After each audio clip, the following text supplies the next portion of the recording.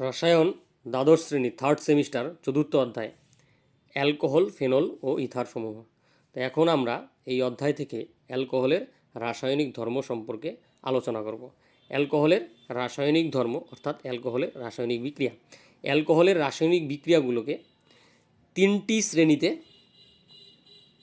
ভাগ করা হয়। প্রথম প্রকারের বিক্রিয়া, যেখানে অ্যালকোহলের যে হাইড্রক্সিল মূলক রয়েছে তাতে যে হাইড্রোজেন পরমাণু থাকে, সেই হাইড্রোজেন পরমাণু অন্য কোনো পরমাণু বা গ্রুপ দ্বারা প্রতিস্থাপিত হবে। আর এই বিক্রিয়ার ক্ষেত্রে, এই ধরনের বিক্রিয়ার ক্ষেত্রে অক্সিজেন এবং হাইড্রোজেনের মাঝে যে সমযোজী বন্ধন রয়েছে সেই সমযোজী বন্ধনের বিভাজন ঘটবে। এই হলো প্রথম প্রকারের বিক্রিয়া।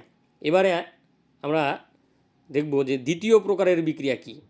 দ্বিতীয় প্রকারের বিক্রিয়া হলো যে হাইড্রক্সিল গ্রুপটি রয়েছে, অ্যালকোহলের মধ্যে যে হাইড্রক্সিল গ্রুপটি রয়েছে, এই হাইড্রক্সিল গ্রুপ অন্য কোনো পরমাণু বা গ্রুপ দ্বারা প্রতিস্থাপিত হবে। আর এই ধরনের বিক্রিয়ার ক্ষেত্রে কী হবে, অ্যালকিল গ্রুপের কার্বন এবং অক্সিজেনের মধ্যে যে সমযোজী এক বন্ধন রয়েছে সেই সমযোজী এক বন্ধনের বিভাজন ঘটবে। ঠিক আছে, এবার তৃতীয় প্রকারের বিক্রিয়া কি? তৃতীয় প্রকারের বিক্রিয়া হলো যে অ্যালকোহলের হাইড্রক্সিল গ্রুপ এবং এই অ্যালকিল গ্রুপে যদি বিটা কার্বন থাকে এবং তাতে যদি হাইড্রোজেন পরমাণু থাকে, সেই হাইড্রোজেন পরমাণু এবং আলফা কার্বন থেকে OH নির্গত হবে। তার ফলে আলফা এবং বিটা কার্বনের মধ্যে একটি পাই বন্ধন সৃষ্টি হবে, অর্থাৎ অ্যালকিন উৎপন্ন হবে। তাহলে এই বিক্রিয়ার ক্ষেত্রে কি দেখতে পাচ্ছি, আলফা কার্বন থেকে একটি OH এবং বিটা কার্বন থেকে হাইড্রোজেন মিলে জল হিসেবে ওই অ্যালকোহল থেকে নির্গত হয়, অর্থাৎ নিরুদন ঘটে বা ডিহাইড্রেশন ঘটে। এই হলো অ্যালকোহলের তিন প্রকারের রাসায়নিক বিক্রিয়া। এবার আমরা প্রত্যেকটি প্রকার নিয়ে আলাদা করে দেখছি। তো প্রথম প্রকারের বিক্রিয়া কি? প্রথম প্রকারের বিক্রিয়া হলো অ্যালকোহলের ও বন্ধন H, এই বন্ধনের বিভাজন ঘটিত বিক্রিয়া। ঠিক আছে, তো আমরা দেখে নিচ্ছি একটি বিক্রিয়া, সেটা হচ্ছে এক নম্বর বিক্রিয়া ইথানল। অ্যালকোহল হিসেবে আমরা নিয়ে নিচ্ছি ইথানল, তার সঙ্গে সোডিয়াম ধাতুর বিক্রিয়া ঘটবে। ঘটে কি উৎপন্ন হচ্ছে? উৎপন্ন হচ্ছে CH3CH2ONA এবং হাইড্রোজেন গ্যাস। তাহলে এই বিক্রিয়ার ক্ষেত্রে কি হলো? এই বিক্রিয়ার ক্ষেত্রে কিন্তু এই যে অ্যালকোহলের যে H পরমাণু, সেটা হচ্ছে সোডিয়াম ধাতু দ্বারা প্রতিস্থাপিত হলো, সোডিয়াম ধাতু দ্বারা প্রতিস্থাপিত হলো। আর এখানে কিন্তু সেই OH বন্ধনের বিভাজন ঘটলো। ঠিক আছে, তাহলে আমরা দ্বিতীয় বিক্রিয়া দেখছি। দ্বিতীয় বিক্রিয়া হিসেবেও আমরা অ্যালকোহল হিসেবে ইথানলকে নিয়ে নিচ্ছি এবং তার সঙ্গে গ্রিগনার্ড বিকারক হিসেবে আমরা নিয়ে নিচ্ছি মিথাইল ম্যাগনেসিয়াম ব্রোমাইড। এই বিক্রিয়ায় কি উৎপন্ন হচ্ছে? CH3CH2O MgBr। ঠিক আছে, এবার কি হলো, এখানেও কিন্তু সেই অ্যালকোহলের যে OH বন্ধন রয়েছে সেই OH বন্ধন বিভাজন ঘটেছে, OH বন্ধনের বিভাজন হয়েছে। এই বিভাজন হয়ে এখান থেকে H, এই অ্যালকোহলের H আর গ্রিগনার্ড বিকারকের CH3 এই মিলে মিথেন উৎপন্ন হলো। আর গ্রিগনার্ড বিকারকের যে MgBr সেটা কোথায় আসলো? H এর স্থানে আসলো। তার ফলেই কিন্তু আমাদের তৈরি হলো CH3CH2O MgBr। ঠিক আছে, এই গেল মিথাইল ম্যাগনেসিয়াম ব্রোমাইডের সঙ্গে অ্যালকোহলের বিক্রিয়া। এবার আমরা তৃতীয় বিক্রিয়া দেখছি। তৃতীয় বিক্রিয়া কি বলছে, যে আমরা অ্যালকোহল হিসেবে ইথানলকে নিয়ে নিচ্ছি, সেই ইথানলের সঙ্গে আমরা অ্যাসিটিক অ্যাসিডের বিক্রিয়া ঘটাবো। ঘটালে পরে কী উৎপন্ন হচ্ছে? CH3CH2O COCH3। অর্থাৎ এখানে কি হলো, এখানে যে অ্যালকোহলের যে H পরমাণু সেটা হচ্ছে আমাদের এই CH3CO গ্রুপ দ্বারা প্রতিস্থাপিত হলো, অর্থাৎ অ্যাসাইল গ্রুপ দ্বারা প্রতিস্থাপিত হলো। ঠিক আছে, তার ফলে কিন্তু আমাদের CH3CH2O COCH3 এটা হচ্ছে একটি এস্টার, এই জন্য বিক্রিয়াটির নাম দেওয়া হলো এস্টারিফিকেশন বিক্রিয়া। আর এখানে সাইড প্রোডাক্ট হিসাবে জল উৎপন্ন হলো। ঠিক আছে, তাহলে এই বিক্রিয়াটিও কিন্তু OH বন্ধন যে রয়েছে, অক্সিজেন এবং হাইড্রোজেনের মাঝখানে যে বন্ধন রয়েছে সেই বন্ধনেরই বিভাজন ঘটেছে। এবার আমরা দেখব চতুর্থ বিক্রিয়া, সেটা হচ্ছে যে ইথানলের সঙ্গে অ্যাসিটাইল ক্লোরাইডের বিক্রিয়া ঘটাবো পিরিডিনের উপস্থিতিতে। ঠিক আছে, তাহলে কি হবে, এখানে উৎপন্ন হবে হচ্ছে CH3 CH2 ও COCH3। এখানেও কিন্তু আমরা দেখতে পাচ্ছি যে অ্যালকোহলের যে H পরমাণু সেটা হচ্ছে অ্যাসিড ক্লোরাইডের অ্যাসাইল গ্রুপ দ্বারা প্রতিস্থাপিত হলো, আর তার ফলে কি উৎপন্ন হলো CH3 CH2 ও COCH3 এবং তার সঙ্গে সাইড প্রোডাক্ট হিসাবে HCl। ঠিক আছে, এখানে আমরা দ্রাবক হিসেবে নিয়ে নিলাম পিরিডিন। ঠিক আছে, এই বিক্রিয়ার ক্ষেত্রেও কিন্তু আমরা দেখতে পাচ্ছি যে অ্যালকোহলের যে অক্সিজেন এবং হাইড্রোজেনের মাঝখানে যে সমযোজী এক বন্ধন রয়েছে সেই সমযোজী এক বন্ধনের বিভাজন হয়েছে। এরপরে আমরা দেখে নিচ্ছি পঞ্চম বিক্রিয়া। এখানেও আমরা নিয়ে নিচ্ছি ইথানল, তার সঙ্গে অ্যাসিটিক অ্যানহাইড্রাইডের বিক্রিয়া ঘটাবো। ঠিক আছে, তো এই যে যৌগটি আমরা দেখতে পাচ্ছি সেটা হচ্ছে অ্যাসিটিক অ্যানহাইড্রাইড। ঠিক আছে, বিক্রিয়া হয়ে কি উৎপন্ন হচ্ছে, এখানে দেখতে পাচ্ছি CH3 CH2 ও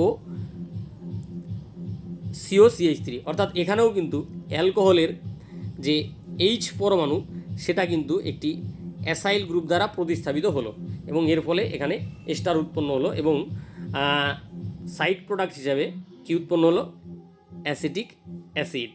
ঠিক আছে, এইবারে আমরা চলে যাচ্ছি অ্যালকোহলের দ্বিতীয় প্রকারের বিক্রিয়া।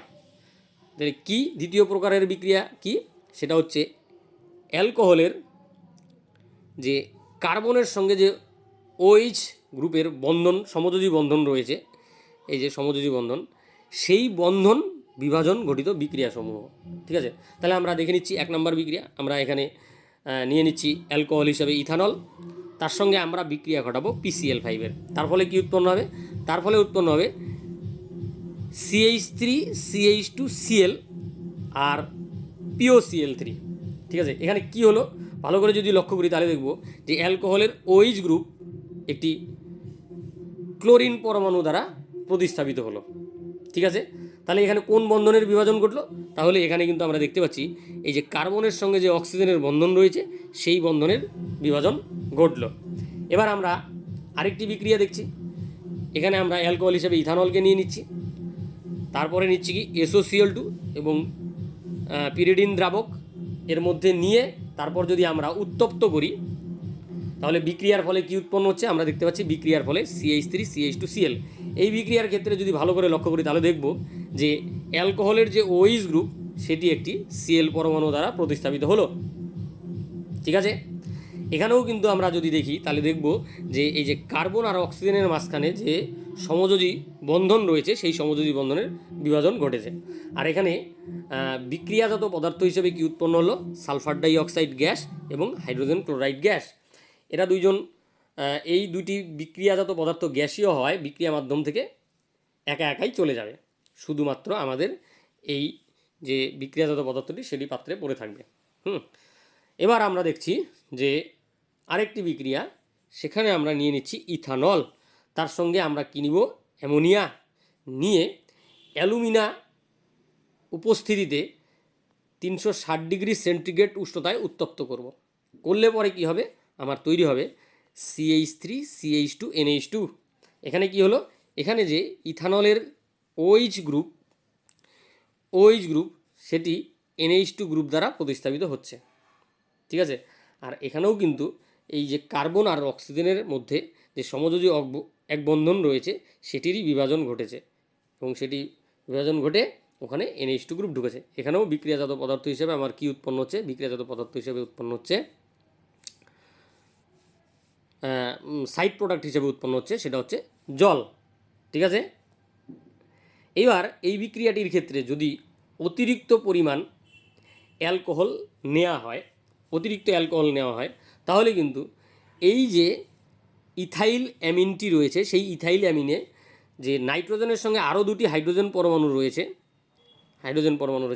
সেই হাইড্রোজেন পরমাণুগুলি ধাপে ধাপে ইথাইল গ্রুপ দ্বারা প্রতিস্থাপিত হবে এবং তার ফলে আমাদের কি উৎপন্ন হবে, CH3CH2 3N।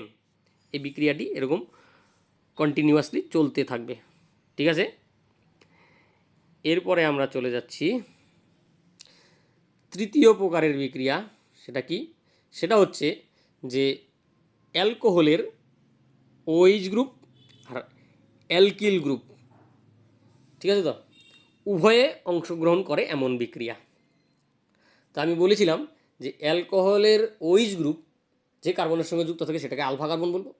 ঠিক পাশেই যদি বিটা কার্বন থাকে, সেই বিটা কার্বনে যদি হাইড্রোজেন থাকে, তাহলে যদি এমন কোনো আমরা বিকারক ব্যবহার করি যার ফলে ওই অ্যালকোহলের OH এবং বিটা কার্বন থেকে H মিলে জল হিসেবে ওই অ্যালকোহল থেকে বেরিয়ে যায় এবং তার ফলে অ্যালকিন উৎপন্ন হয়, তার জন্য আমরা কি বিকারক হিসাবে কি ব্যবহার করতে পারি? বিকারক হিসাবে আমরা ব্যবহার করব গাঢ় H2SO4, গাঢ় H2SO4 এবং 170°C উষ্ণতায় উত্তপ্ত করব। তাহলে আমরা অ্যালকোহল হিসেবে কী নিচ্ছি? অ্যালকোহল হিসেবে নিচ্ছি আমরা ইথানল। ইথানলকে আমরা একটু এইভাবে লিখেছি,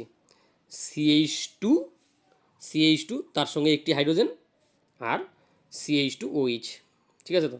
তাহলে এই যে আমরা দেখতে পাচ্ছি আলফা কার্বন আর এই হচ্ছে বিটা কার্বন, ঠিক আছে। আলফা কার্বন থেকে OH আর বিটা কার্বন থেকে H বেরিয়ে গেল। বেরিয়ে যাওয়ার ফলে আলফা এবং বিটা কার্বনের মধ্যে একটি পাই বন্ধন সৃষ্টি হলো এবং তার ফলে ইথিলিন উৎপন্ন হলো আর জল উৎপন্ন হলো, H আর OH মিলে জল উৎপন্ন হলো।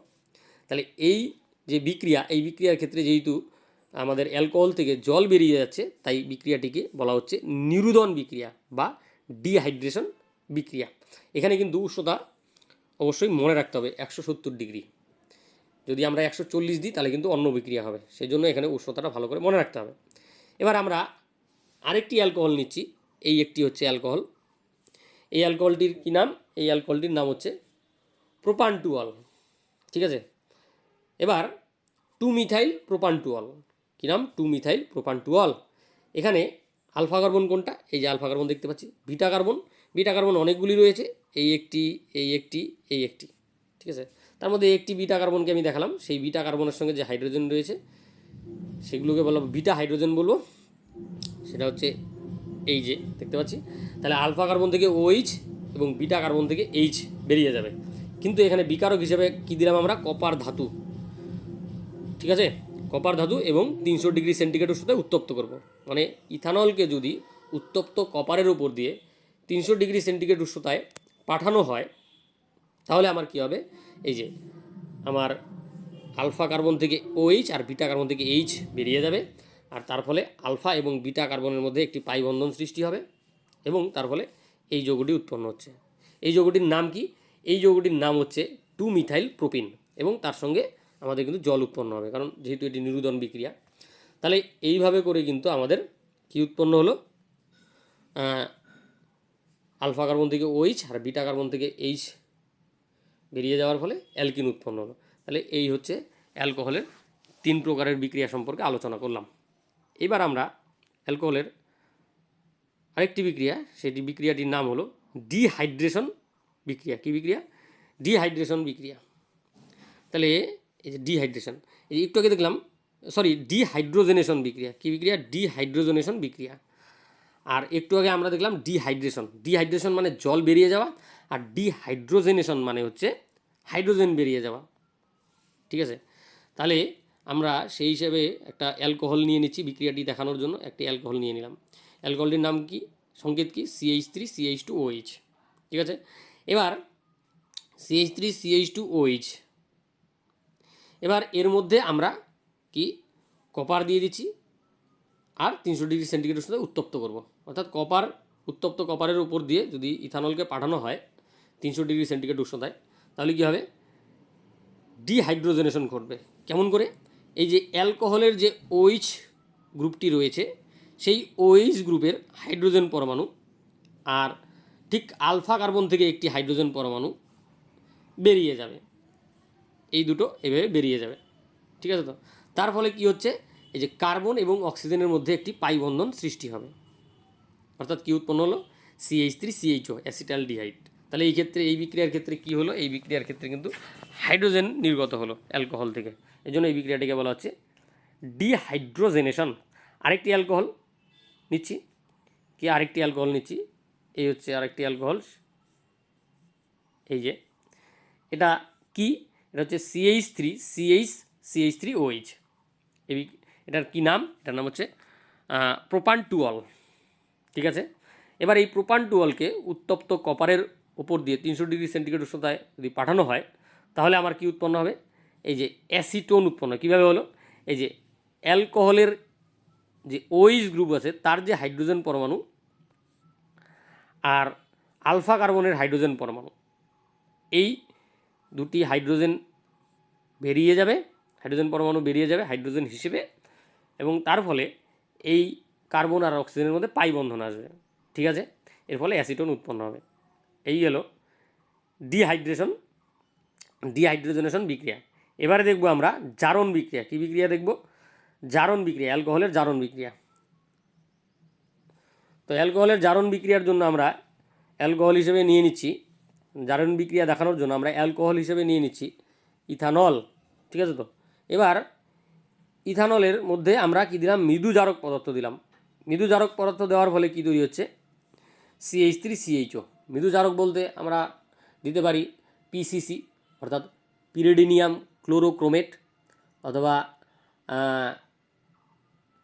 জোন্স বিকারক। ঠিক আছে, তো সরি জোন্স না, কলিন্স বিকারক দিতে পারি আমরা। মৃদু জারক পদার্থ যদি দেওয়া হয় তাহলে কিন্তু এখানে একই হবে, প্রথমে ডিহাইড্রোজেনেশন হবে। কি হবে, এই যে OH থেকে একটি হাইড্রোজেন আর এই আলফা কার্বন থেকে একটি হাইড্রোজেন বেরিয়ে যাবে। বেরিয়ে গেলে কি হবে, এই আলফা কার্বন এবং অক্সিজেনের মধ্যে একটি দ্বিবন্ধন চলে আসবে, অর্থাৎ উৎপন্ন হবে হচ্ছে CH3CHO, অ্যাসিটালডিহাইড। এবার আমরা যদি প্রোপানটুঅল নিই, তার মধ্যে যদি মৃদু জারক পদার্থ দিই, তাহলে কি হবে, এই